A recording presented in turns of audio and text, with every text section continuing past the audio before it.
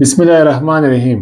ستړي مه اسایلم سیکر پناه غوښتونکی یا اسایلم سیکرز پناه غوښتونکي دا هغه خلک دي چې د مختلفو دلایلو او مجبوریتونو په وجه باندې خپل هیواد پرېښی تللي دي بل هیواد او هلته یې د پناه غوښتنه کړې ده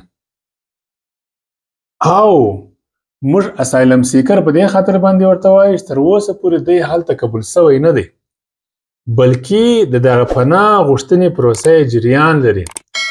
په دې کې کیدلی سي کوربه هیواد بعضې څېړنې ترسره کوي، اسنادو ته کتنه، د اسنادو کتل او د کس په اړه باندې د بعضو معلوماتو راټولول او یا هم کیدای سي د ریفیوجي په ډول د ده د منلو دپاره دوی بعضې مراحل ولري تر څو هغه ترسره کړي. نو اسایلم سیکر هغه کس دی چې هیواد یې پرېښی تللی بل هیواد ته او هلته یې د پناه غوښتنه کړې ده او تر اوسه پورې هغه د پناه غوښتنې مراحل جریان لري، هغه روان دي، هغه تر یو ریویو یا هم تر کتنې لاندې دي. نو تر څه وخته پورې به دی هلته د اسایلم سیکر په نامه باندې ژوند کوي تر څو چې ده ته یو مقام یا سټیټس ورکول کیږي. کیدای سي ریفیوجي په شکل باندې قبول سي یا هم کیدای سي بل ډول وي. مننه، خیر اوسئ.